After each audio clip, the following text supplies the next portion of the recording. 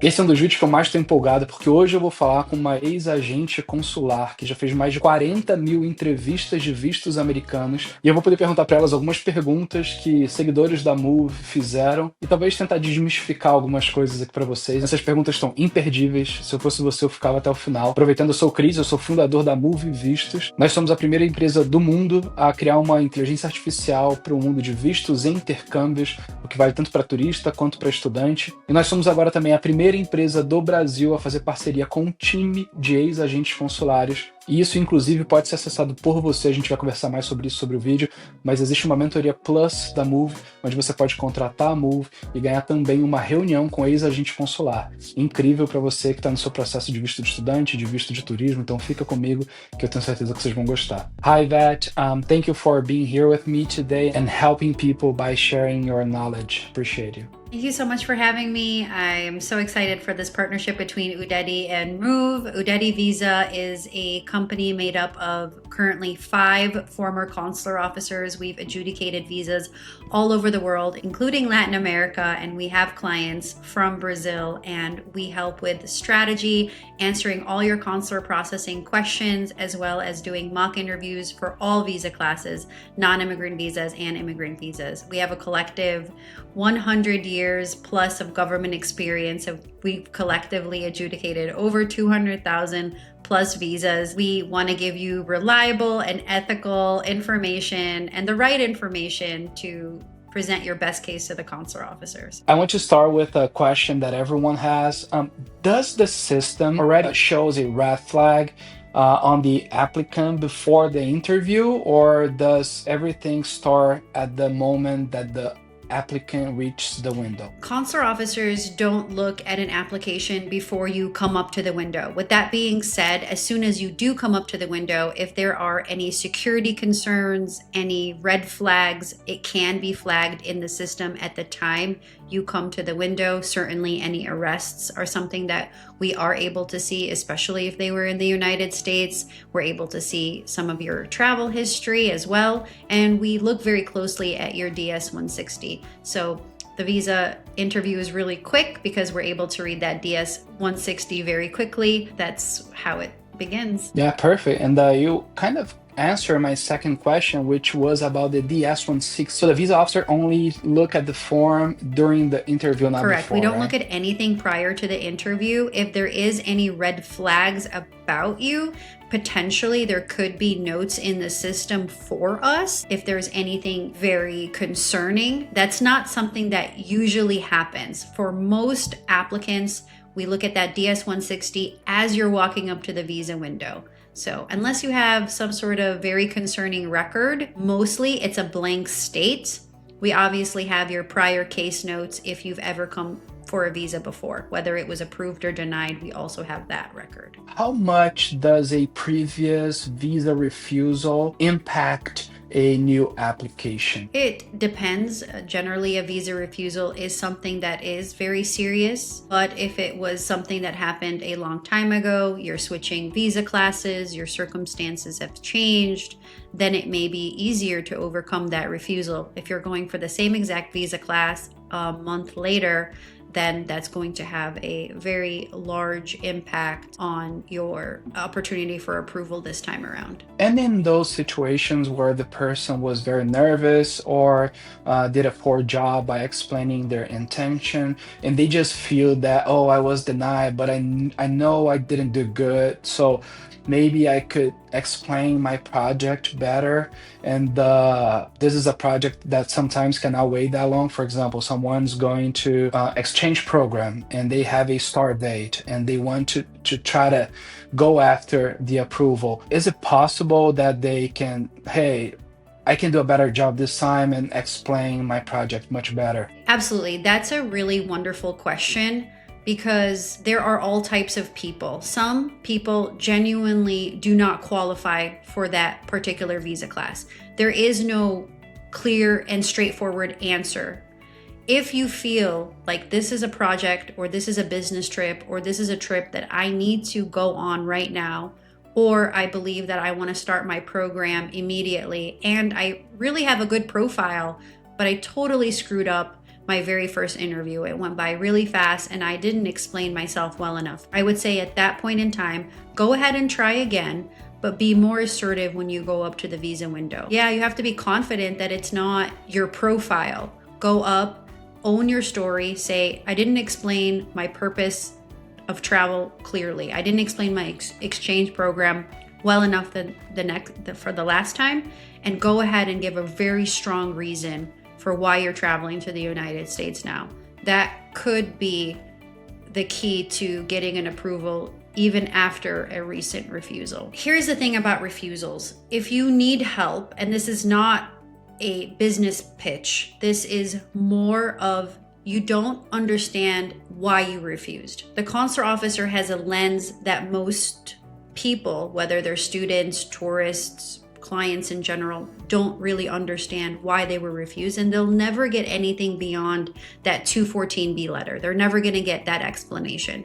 It's very dangerous to go in and try to overcome the past refusal on your own. If you're very confident, you know where you can improve, that's one thing, that's fine. But I would urge you to reach out to Moove and connect with their team and see if working with a former consular officer would be helpful in identifying why you refused and helping have a better strategy. We can tell you, hey, I don't think your case is strong enough right now. Maybe wait some time, maybe do some travel, maybe do some exchange program in your own country. Here's the weaknesses in your profile.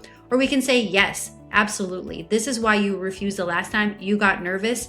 You were not clear enough. Let's help you build a more clear story and strategy to communicate with the consular officer. You may not even know, a lot of people don't even know what their strengths and weaknesses are in the lens of the consular officer. So if you've been refused before, it is serious enough where you do need help, because once you get 2-3 refusals, then it's going to get a lot harder, even with professional help, to make your way to the US, because the more refusals you have, the more desperate you look to travel to the United States, even if it's just, I really want this exchange program, I'm not trying to be desperate. Consular officers don't like desperate applicants because they start to fear what their real intentions are. So you don't want to get there. Pessoal, eu sempre falo sobre isso no YouTube, que é a importância de você levar a sua melhor versão desde a primeira entrevista. Então se certifique de que, se você quer um visto americano aprovado, a melhor estratégia que você pode adotar é se preparar o máximo possível desde a primeira aplicação. Isso significa contar com ajuda, e vocês têm a Moove como a principal empresa em aprovação de vistos americanos do Brasil. Acontece que para alguns tipos de visto, um percentual gigantesco das pessoas que procuram a Moove já vem depois de negativa. Normalmente porque eles queriam contratar um serviço bem baratinho e básico, ou porque eles queriam economizar e fazer sozinho, descobrem que não era tão simples assim e agora vão pedir ajuda. Então daqui vocês têm duas informações importantes. Uma, se você vacilou na aplicação anterior, existe a possibilidade sim de você reverter com uma preparação melhor e uma explicação mais adequada, e aí vocês podem contar com a gente. Duas, se você ainda está no processo de iniciar sua primeira aplicação, conte com ajuda, beleza? Então se vocês quiserem ter a ajuda da Moove e poder eventualmente até falar com uma ex-agente consular para poder te ajudar a decidir o que fazer e como se preparar, lembrem, o link está na descrição, você pode contratar um plano Plus da Moove, que vai te permitir ter acesso a isso. Você pode fazer consultas para poder entender se realmente esse é o melhor momento. O time do comercial da Moove vai poder te guiar em relação a tudo isso. Então, clica no link que está aqui na descrição, preenche o formulário, fala com o pessoal no WhatsApp que a gente te ajuda. Yvette, you said about the 214B refusal, right? I mean, that reason. And I would say 95 to 99% of people that have their visa denied in Brazil, they receive the 214B letter, and usually they don't know what that means because it could mean anything. What is this actually? The 214B is a letter that essentially says you haven't proven your ties. It's a very general letter. You're not going to know the exact reason for refusal, and for each visa class it could mean something different. For a student, if you are not proving that you can handle the course load, or maybe you have lower grades, or maybe the university doesn't make sense for you, those reasons can trigger a refusal, and what you're going to get is 214B. If you're a B1, B2 traveler and they're concerned about finances, or they're concerned about something completely different, maybe they don't understand exactly your plans, they can give you 214B, even if you have a good job. So 214B is a catch-all for all the different reasons the consular officer has for refusing your visa. So for English programs, it's just like any program or any reason of travel. it needs to make sense for where you are in your life. It needs to make sense for why you want to go for this specific program, how you found out about this program, how you're going to pay for this program. If any one of those things don't make sense to the consular officer, then they'll give you a 214B. You won't know specifically what part of that English language program is concerning. It could be that the school you selected is something that the consular officers don't like or have seen fraud for in the past, even though you're a credible student and the school is pretty decent, but they've seen some other agents misuse the school in the past, so now it's been looked at for a certain way or blacklisted in a way. So just like with universities, my advice is always go for the most credible programs, be able to explain how they fit into your life. But again, in terms of 214B, it could be for any reason that you get that letter. Olha que importante o que ela falou. A escolha da escola da universidade pode ter um impacto gigante, não só na sua jornada nos Estados Unidos, mas na aprovação do visto também. Então não vacile em relação a isso. A Moove pode te ajudar porque a gente tem estatísticas de tudo que aconteceu com os nossos clientes anteriores e a gente sabe onde que eles têm boas experiências, onde que realmente o intercâmbio muda a vida deles e a gente pode te ajudar. Se vocês tiverem mais dúvidas a respeito de escolha de instituição ou visto de estudante, comenta aqui embaixo que eu posso gravar um outro vídeo com ela no mês que vem para poder falar sobre isso, tá bom? Is it true that consular officer often start from a position of doubt or skepticism? Yes, absolutely. So the law says that you are an intending immigrant. We assume you're an intending immigrant unless you prove to us otherwise. That is the starting point, and that is the training that consular officers get. So it is you that has to prove your case. And if we have any reason to doubt, we will just refuse your visa. And in posts like Brazil, where there is a high demand for visa, there is less time for the officer to ask you follow-up questions.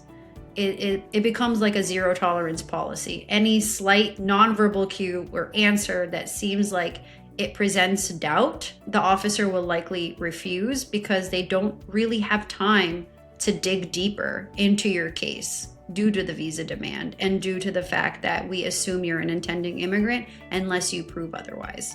Also, what is the most common mistake that causes good applicants to be denied? I think not taking ownership of their story and being too nervous to explain clearly and honestly to the consular officer their purpose of travel. So maybe you rely on, okay, this is a safe answer, right? I think we discussed this, Chris. Like, this is a safe answer. I'm going to go to Orlando for just 1 week, and that's what everybody says, and so I'm going to say it. Well, that's fine if that's your story, but if your story is, I'm going to go to Miami too, or go and check out South Carolina, or I have an aunt in Washington, D.C., having something that is not just a script, not just what everybody does, that makes your purpose of travel unique and is also the truth, is going to allow the consular officer to connect and say, okay, I trust this person. It's not something I've heard 90% of my day. So if they can't differentiate you from somebody else, then it's going to be difficult for them to believe that that's exactly what you're going to be doing in the United States. The mistake that people make is not giving that whole story, not taking ownership, not being confident enough at the visa window. And another thing that people do in Brazil, this is very common, is trying to change consulate once they are denied. Does it really help or does it raise concerns? How you see this? The consular officer is using the same policy across every single consulate. It used to be when we see that you've been to one consulate, then another consulate, like it used to be looked at as visa shopping. Nowadays, because appointments might be slightly harder to get than they were a few years ago, then maybe they'll assume, okay, maybe you couldn't get into your home consulate. But consular officers are not stupid. If you live in a city where there's a consulate down the street and you're flying out to a completely different consulate, they may question why you're doing that. So any refusal is going to be difficult to overcome. But if you look like you're consulate shopping, then the consular officer may again look at you like you're desperate rather than you're credible. So just know there's a lot of rumors out there. This consulate is easy. This consulate is not easy. It really depends on how good you make your case and the consular officer that you face. So I would say do what is most convenient for you. And if you're willing to make that sacrifice of flying all the way across your country to go to a different consulate, hire professionals to help you with your case and tell you how strong it is, give you a realistic perspective. It's better to know, hey, not right now. Like maybe you don't have enough ties, meaning maybe, okay, you need some travel within Latin America, or maybe at this point you're not working long enough to give you that financial stability. Or, okay, great, you're engaged. Maybe wait a year until you're married, or you're married and you have a child on the way. Maybe wait until you have a child. Every single person's case is different. So if you're very worried, I would say get some expert advice on how to strengthen your case, or at least have a realistic perspective on your chances of approval. Pois é, pessoal, às vezes as pessoas elas procuram atalhos, né? Em vez de eu me preparar melhor, a resposta mais fácil é eu vou para um outro consulado e tento de novo e acho que a culpa é o consulado, mas não é a preparação.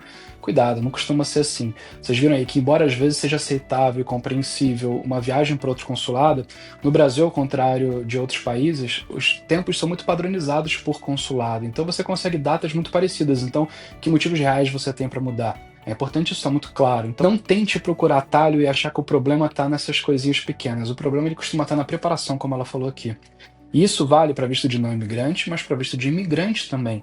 Tem pessoas que estão em processo de green card e que estão às vezes há anos já nessa jornada e chegaram agora no dia da entrevista. Olha, de verdade, fica um conselho pessoal aqui. Busquem ajuda. Tá um projeto tão importante, vocês chegaram tão longe para vacilar agora por causa de detalhe bobo. Então saibam que vocês podem ter a ajuda de um ex-agente consular que pode ajudar vocês na preparação para sua entrevista de green card ou também de visto de não imigrante. Então aqui na descrição vocês podem falar com o meu time da Moove, cliquem, vão pro WhatsApp, expliquem o projeto de vocês, a gente consegue te direcionar. Isso é uma parceria exclusiva da Moove, ninguém no Brasil tem isso e a gente está muito, muito orgulhoso de poder trazer para vocês. Isso vai fazer uma diferença gigantesca na sua preparação. For our last question, let's say the person is in the visa interview and the visa officer just made a decision and just told them, hey, you were denied. Your visa was denied. Is there anything they can do from that moment on to change that and try to get the approval in the same interview? I don't think so. There's no way that at that point the officer would pivot or that you have enough sway to make them change their mind. I don't think anyone would backtrack at that point. Plus, we have really old systems. Once we put in that refusal, like it would take us some time to overcome it. No officer has that time. So like logistically speaking, it would be not, even if you said something super compelling, the officer would be like, oh, I already freeze them in the system. It's gonna take me like 20 minutes and I have to explain to my boss why I refuse someone and then need this refusal deleted. I mean, it's a whole process. So you gotta understand that it is actually a process. A better way would be to have that energy in the beginning of your interview. Yeah, makes total sense. So Yvette, thank you so much for your help. And it's awesome to be partnered with you and your team. So we're very happy with this at Moove.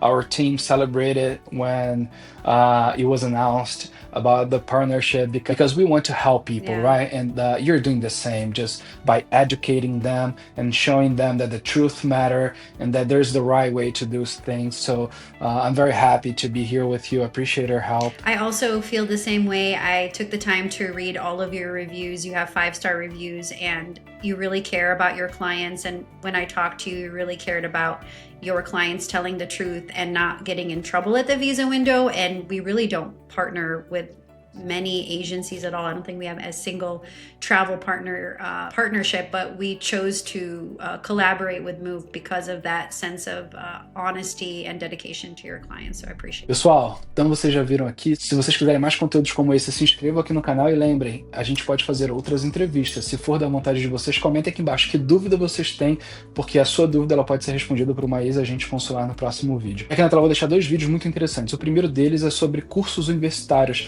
que te permitem estudar, mas também entrar no mercado de trabalho legalmente e fazer tudo certinho.